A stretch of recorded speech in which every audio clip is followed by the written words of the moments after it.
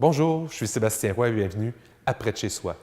Aujourd'hui, on vient visiter la nouvelle usine d'embouteillage et de préparation de bière du Coureur des Bois Adolbeau-Mistassini. Cette entreprise-là se situe sur la rue de la Friche, à côté de chez Garment Impression, et on vient visiter ça aujourd'hui.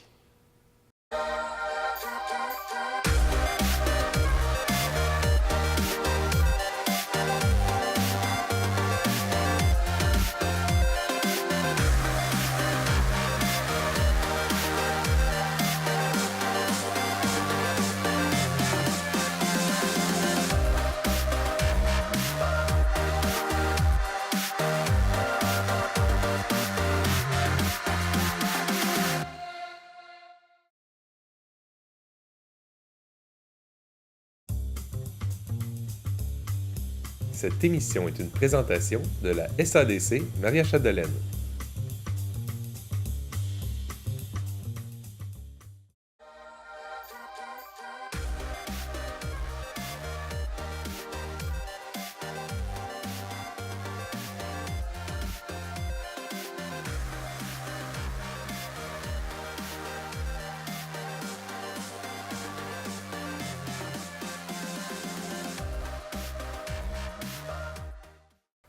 Bonjour Louis, ça va bien? Bonjour. Oui. Hey, Louis, merci de nous inviter dans votre nouvelle future usine de production de bière du Coureur des Bois. Je vois de l'équipement ici, ça sent le nœud. Oui. Rien n'est en opération encore. Là. Non, ben le futur est quand même assez proche Oui. parce qu'on pense dans 1 semaine à 2 semaines et demie, on devrait être en production. Commencer la production d'ici 1 semaine ou 2? Oui, exactement. Oui, donc avant les fêtes, commencer la production de bière. Maintenant, le Coureur des Bois a pignon sur rue à Dolbeau depuis plusieurs années. Ça fait quoi, 5-6 ans? En fait, ça va faire 6 ans le 21 décembre. 6 ans le 21 décembre. Là, on se lance dans la production à plus grande échelle pour embouteiller. C'est ça? Exactement. Et lorsque ce sont les mêmes recettes qu'on retrouve à microbrasserie qui font le plaisir des dégustateurs dont je suis, est-ce que c'est les mêmes recettes qui s'en viennent ici? Oui, bien c'est sûr qu'on va commencer avec les mêmes recettes parce qu'on a peut-être entre 25 et 30 recettes d'élaborer déjà à notre ancienne lieu de production. Donc oui, on va y aller avec les mêmes pour commencer et après ça, peut-être qu'on va faire des petits changements. Mais là, à l'heure actuelle, on a beaucoup de stock pour faire des nouvelles bières. OK. D'accord. Donc, maintenant, qu'est-ce qui vous a poussé à vous lancer dans l'embouteillage? OK. C'est sûr qu'il y a une demande aussi. Puis on le voit, puis on s'en fait parler. Peu importe, par les touristes, par les gens de la place, puis les gens en hâte. Donc, ça nous motive quand même. Mais personnellement aussi, c'est comme équipe, en fait. C'est vraiment un autre défi. Puis c'est ça, là, ça fait 6 ans. Notre première entreprise qui est sur le boulevard Walberg roule bien. Donc là, on est rendu à pousser plus loin puis se dépasser avec ça. OK. Puis là, est-ce que c'est les mêmes partenaires initiaux qui ont parti la microbrasserie sur le boulevard Walberg qui sont ici pour ce nouveau volet, si je peux me permettre? Les 3 fondateurs, en fait, qui sont moi, et il y a Caroline Mailloux et Luc Simard. Et puis, on était chercher un vieux loup, un vieux mentor, si on veut, qui s'appelle Guy Savard. OK. Donc, là, c'est votre équipe pour cette portion d'entreprise-là. Exactement, oui. Qui va démarrer d'ici 1 semaine ou 2. Maintenant, tous ces équipements-là, vous n'avez pas fait ça vous autres mêmes? Ça vient sûrement de quelque part. Exactement. En fait, on a importé beaucoup. On a importé de l'équipement de la Chine, Italie aussi, Canada, Québec et puis Saguenay-Lac-Saint-Jean aussi. OK. Donc, c'est des appareillages qui viennent d'un peu partout, Exactement. que vous installez ici pour votre chaîne de production. On peut parler de chaîne de production? Oh oui, on peut parler de chaîne de production. Puis, le fait que tous ces appareils-là viennent de partout, faut-tu être inventif pour trouver des façons de faire, je pourrais dire, assembler les choses ensemble, vu que ça ne vient pas de partout? C'est assez standard? Non, c'est assez standard. Quand on commande, là, quand on sait ce qu'on veut, là, on peut faire un peu fuiter n'importe quel instrument avec l'autre. Maintenant, moi, ça m'impressionne la taille de ces cuves-là. Et vous pouvez faire quelle quantité de bière vous pouvez faire? OK. Ben en fait, le kit qu'on a acheté, c'est une mesure américaine qui est en BBL. C'est des barils américains. C'est 15 BBL, donc ça va donner pas loin de 1800 litres. Là. 1800 litres. Ça, 1800 litres, pour sortir le 1800 litres, c'est combien de temps? On va dire 3 semaines, 21 jours. Une brassée, ça va faire à peu près 21 jours. Donc, on brasse avec ces équipements-là. On a des fermenteurs derrière aussi qui vont contenir la bière une dizaine de jours. Et puis, après ça, on va les mettre en garde pendant le reste du temps pour atteindre à peu près notre maturation jusqu'au 21e jour. OK. Puis la bière passe d'un à l'autre, là. J'imagine que c'est pas... On fait pas ça au seau, là? Non, exactement. En fait, les deux cuves de brassage, c'est essentiellement eux autres, la cuve d'empâtage et la bouilloire qu'il y a là. Ensuite, on a un refroidisseur. Et puis, dans notre journée de brassage, ça, en fait, c'est qu'un jour. OK. Ces équipements-là, ça sert à brasser puis à faire le gros d'un jour. Là, on travaille. Après ça, on le refroidit, puis parce que ça part de la bouilloire, on l'envoie dans un fermenteur. Puis à ce moment-là, là, c'est les levures qui vont travailler. Puis quand ils ont terminé leur travail, on envoie ça dans une cuve de garde. Et puis à ce moment-là, là, c'est la maturation, la clarification qui va se faire tranquillement à des basses températures. OK. Puis après ça, l'embouteillage va se faire sur place ici aussi? Exactement, à partir des cuves de garde, en fait. Là, je dis embouteillage. Bouteille, canette? Bouteille pour commencer. Bouteille pour commencer? Oui. Ça a-tu été une grosse question, ça, choisir la bouteille plutôt que la canette? Ou... Oui, ça a été une grosse question, effectivement. Et puis, en fait, on a choisi la canette, la bouteille, parce qu'elle est vraiment bien implantée dans le secteur et puis dans nos marchés qu'on visait en premier. OK. Mais on le sait que le marché s'en va vers la canette et puis éventuellement, probablement qu'on va faire une partie canette. D'accord. Puis ça, l'embouteillage, la bouteille de 500 ml de micro standard ou vous avez une bouteille personnalisée? Non, ça va être du standard parce que là, c'est un peu compliqué, mais avec les nouvelles normes de nettoyage puis de récupération de bouteilles, il faut tout uniformiser nos bouteilles au Québec ou OK. avoir des ententes signées. Donc, c'est un peu compliqué de sortir de ce moule-là. D'accord. Donc, je vois un peu le genre de bouteille, là, un peu comme, sans vouloir citer trop de concurrents, là, on va y aller avec, mettons, la Barberie à Québec, vu qu'ils ne sont pas dans votre secteur. On peut les citer aussi, là. Oui. C'est des amis aussi, donc comme la Micro du Lac et la Schwab ont ça. Au Saguenay aussi, Opéra qui l'ont également, ce même format-là. Oui. Puis, justement, tu dis que ce sont des amis. Au niveau de la distribution, pensez-vous... Est-ce que vous vous joignez à des groupes pour la distribution ou vous devez assurer la distribution par vous-même? OK. Généralement, c'est un distributeur qui peut avoir plusieurs microbrasseries. Dans la région, il y en a un qui le fait, qui va chercher plusieurs microbrasseries de la région. Mais nous autres, on a pris un nouveau distributeur, en fait, qui s'appelle Transcaisse. Et puis, c'est des gars de Dolbeau-Mistassini qui ont démarré ça. Donc, on embarque avec Transcaisse. Et puis, je pense qu'ils vont savoir nous mettre en valeur. OK.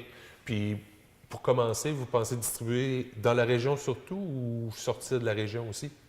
Oui, c'est Saguenay-Lac-Saint-Jean, Côte-Nord et puis Chibougamau aussi. OK.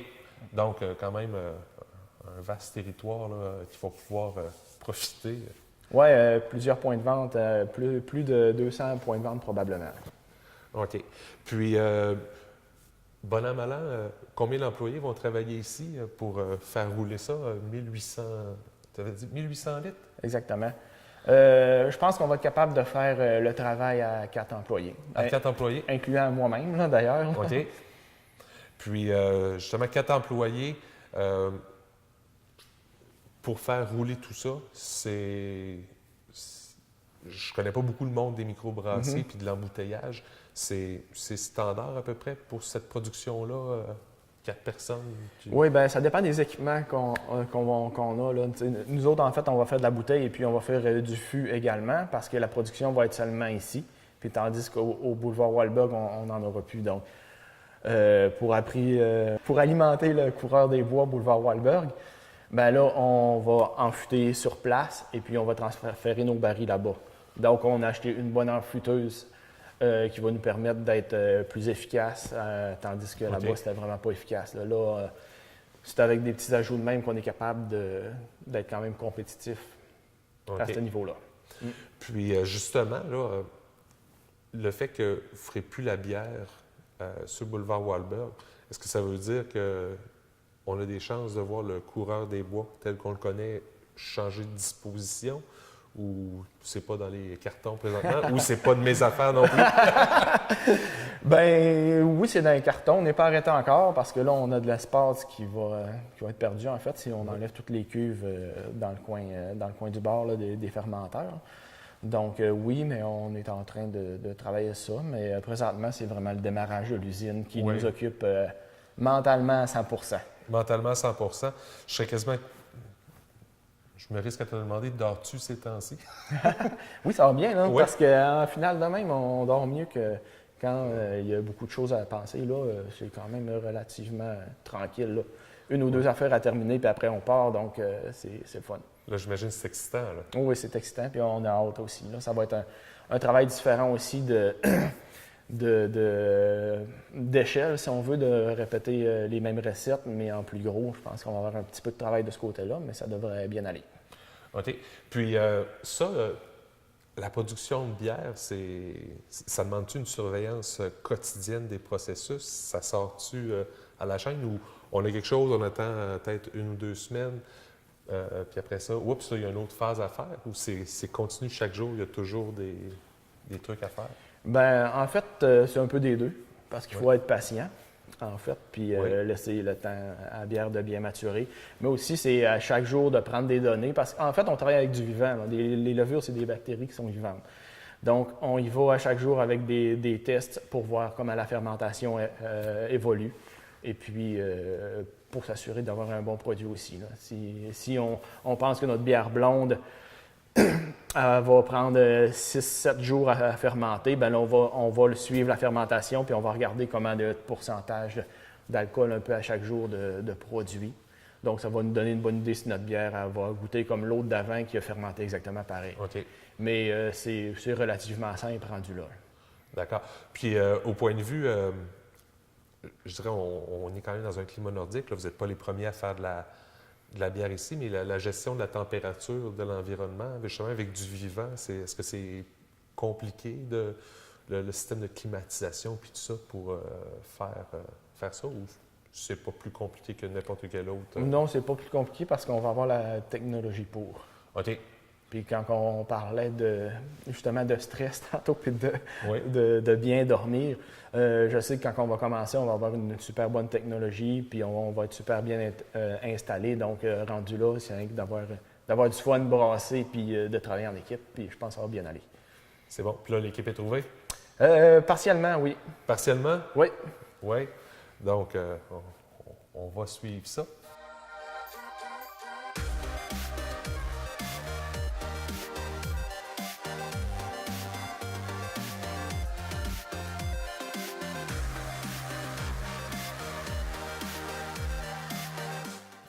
Louis, on est présentement à l'avant, derrière c'est l'usine, et ici, ça va être une boutique du coureur des bois.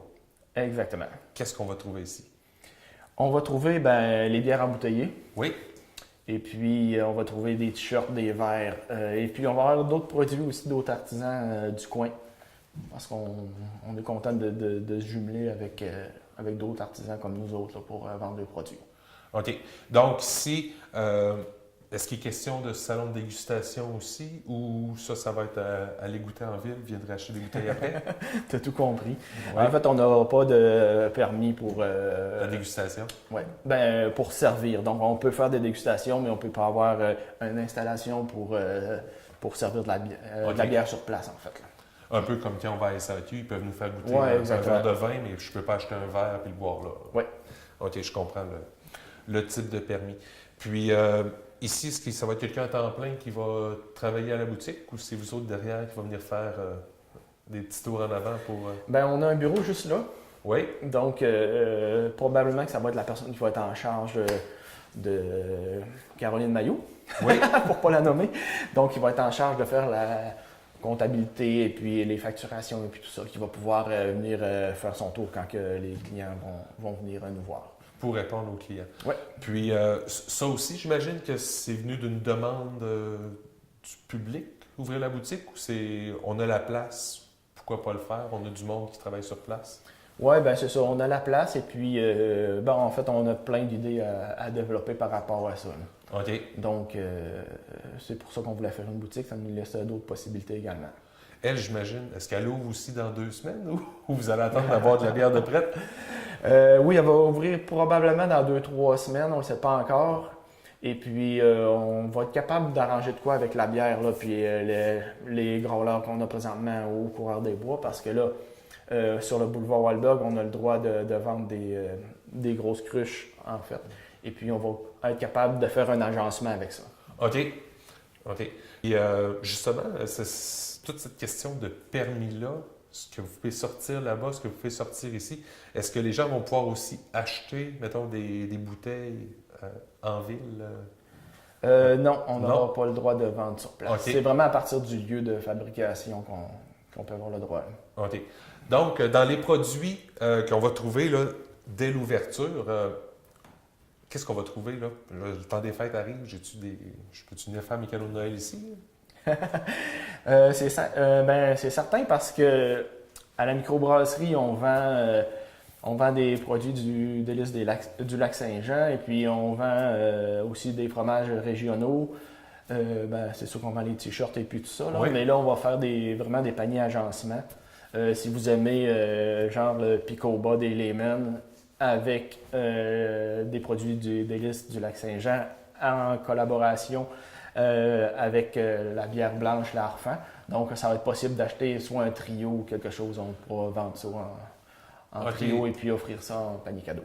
Donc, si je comprends bien, le client peut aller faire des expériences à la microbrasserie, faire « c'est bon, j'en veux en cadeau », venir ici, le chercher, le panier tout monté.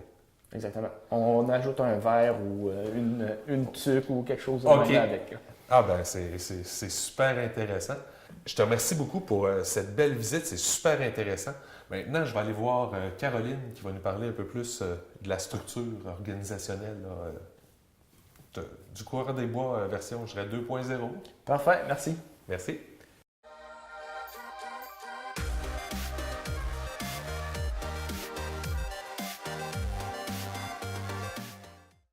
Bonjour Caroline. Bonjour. Caroline, tu t'occupes de quelle partie de cette nouvelle aventure du Coureur des Bois? Bien, dans le fond, c'est moi qui s'occupe du côté financier, si on veut. Du début du projet de la microbrasserie, c'est-à-dire il y a presque 6 ans, là, il y a 6 ans, moi, j'ai participé au montage financier, puis, j'étais un peu comme le contrôleur financier là, de l'entreprise. Fait que quand on a décidé d'aller de l'avant avec la phase 2, c'est-à-dire la phase de production industrielle, bien, avec Louis et Luc, là, j'ai collaboré à monter le plan d'affaires et les prévisions financières, tout en maintenant aussi là, les activités financières, si on veut, d'actuelle microbrasserie. OK. Donc, la partie gestion, que vous soyez capable de faire les comptes à la fin du mois, c'est toi Oui, qui s'occupe? c'est ça. En grande partie, c'est moi qui s'en occupe. OK. Puis, outre la gestion, le côté marketing, est-ce que c'est toi aussi? Bien, c'est pas moi, c'est... dans le fond, on est 4 actionnaires, là, comme Louis te l'a mentionné.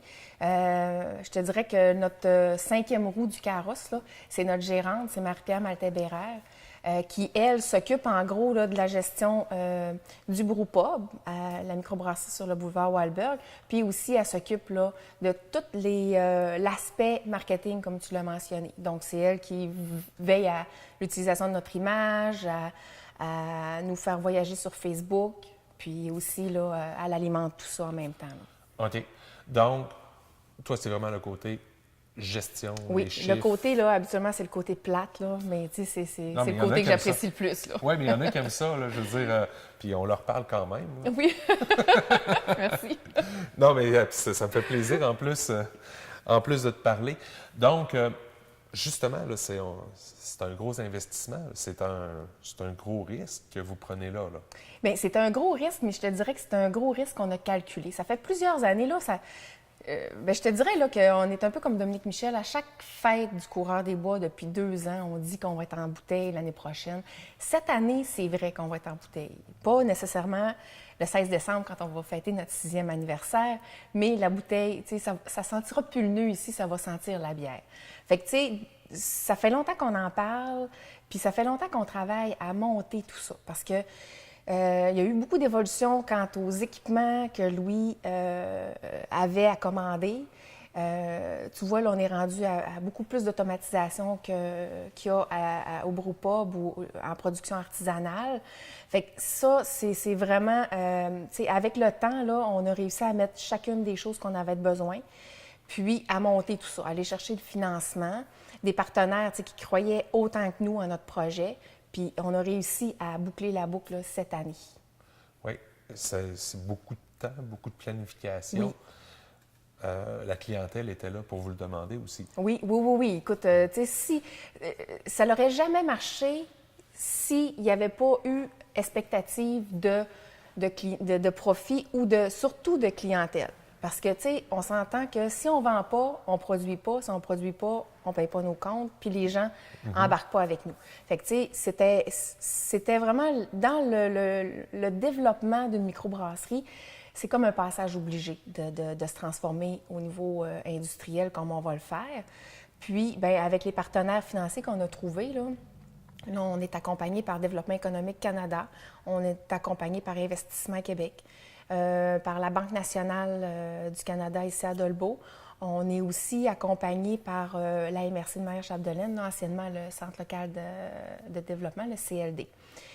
Prochainement, on va avoir... tu sais, on a vraiment fait un bon montage, mais pour être encore plus, si on veut, bien, parfaire notre développement durable, là, parce qu'on est capable de faire beaucoup de récupération d'eau, puis comme ça aussi économiser des coûts, on va aller chercher un nouveau partenaire financier. Là, bien, on a des pourparlers là, avec la SADC là, dans ce projet-là aussi. OK. Fait que, tu sais, il y a beaucoup de gens qui croient en nous tellement que pour tout ce qu'on leur a présenté, bien, tu sais, c'était crédible, puis c'était, tu sais, tout était bien attaché puis ficelé. C'est vraiment une aventure excitante. C'est la première fois que je mets les pieds dans une entreprise, je dirais dans quelque chose de nouveau. Là, que on était comme, on était mini moins une, là. Oui. C'est comme du jamais vu ici. Là. Tu sais, on est quand même une usine de transformation. Tu sais, à Dolbeau-Mistassini, il y en a, mais il n'y en a pas tant que ça. Ça fait que, tu sais, on arrive avec une transformation d'un produit différent. Tu sais, on transforme des grains, de la matière première qui est plus agricole, avec de l'eau en bière. Puis, tu sais, c'est vraiment... Il y a des gens qui disent que le produit est sexy. Puis c'est vrai, là, tu sais, on va chercher beaucoup de... Ben, tu sais, les gens en parlent beaucoup de ça. Fait que, tu sais, le produit étant très, très attirant, bien, c'est facilitant aussi là, le démarchage, même s'il y en a beaucoup des microbrasseries au Québec. Là. Oh oui, mais l'engouement est là Oui, aussi. c'est ça. Puis, ils ne seraient pas toutes ouvertes. Ils ne fonctionneraient pas toutes comme C'est ça. Si, Un bon produit, là, peu importe la microbrasserie qui fait un bon produit, ça va donner le goût aux gens d'en acheter d'autres puis d'essayer d'autres produits. Ça fait qu'inévitablement, la microbrasserie Le Coureur des Bois, avec nos produits, avec notre image, si vous connaissez un peu notre design là, Oui. pas d'étiquette, mais de posters, puis pour chacune de nos bières, mais on va parfaire ça, on va développer ça pour avoir des étiquettes beaucoup qui sont très attrayantes là, sur les tablettes pour que l'œil du client ait le goût d'y goûter, là, puis de les acheter. Fait que, on continue toujours dans cette image-là, mais en ne changeant pas le Coureur des Bois. On reste authentique à notre image, puis à qu'est-ce qu'on est aussi. La renard, l'ours, l'arfan, c'est quelque chose qu'on va voir. Ah oui, oui, oui, oui. Oui. Les noms ne changent pas? Non, les noms ne changent pas, l'image ne change pas, les couleurs vont être encore plus belles. Je te dis qu'elles sont encore plus belles sur une étiquette. Là. C'est vraiment un beau... ça va être vraiment une belle image là, qu'on va faire parcourir là, au travers le Saguenay-Lac-Saint-Jean, Chibougamau-Chapelle, la Côte-Nord. Fait que ça va être on va continuer de faire marcher le coureur là, au travers ces régions-là. C'est vraiment beau de vous voir, l'excitation dans les yeux comme ça. Je peux juste vous souhaiter la meilleure des chances puis vous dire combien j'ai hâte de pouvoir déguster la bière du Coureur des Ben, je te Bois remercie. à la maison. On a très hâte aussi là, que notre bière voyage. Parfait. Ben, merci beaucoup. Merci. Puis, bonne chance, puis bonne mise en marche. Merci beaucoup. Bye-bye. Les télévisions communautaires autonomes du Québec, ce sont les télévisions les plus importantes parce qu'elles sont proches de la communauté. On veut encourager des gens qui parlent de ce qui nous intéresse, mais aussi qui participent au développement local. Mais c'est fini le temps là, où on allait lire une affaire qui a été écrite avant hier au bout du monde. Non! Tu veux savoir ce qui se passe chez vous? Bien, ma télé préférée, c'est la télé autonome communautaire. C'est ici que ça se passe.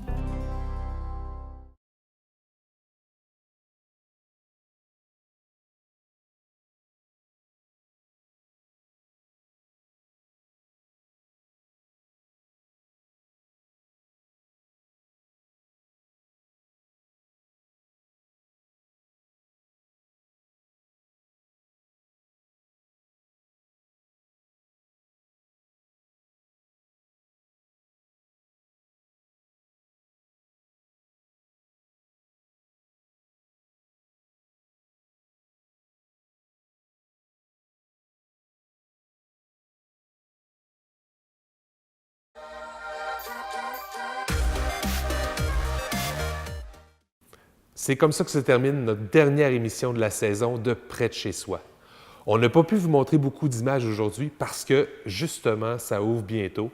Suivez-nous sur Facebook et sur la chaîne YouTube de la télé communautaire. On va vous montrer des images dès l'ouverture un peu plus. Alors, merci beaucoup de nous avoir suivis tout au long de la saison. C'était Sébastien Roy pour Près de chez soi. Je vous souhaite un joyeux temps des fêtes. À la prochaine. Cette émission a été rendue possible grâce à la participation financière de la SADC Maria Chapdelaine.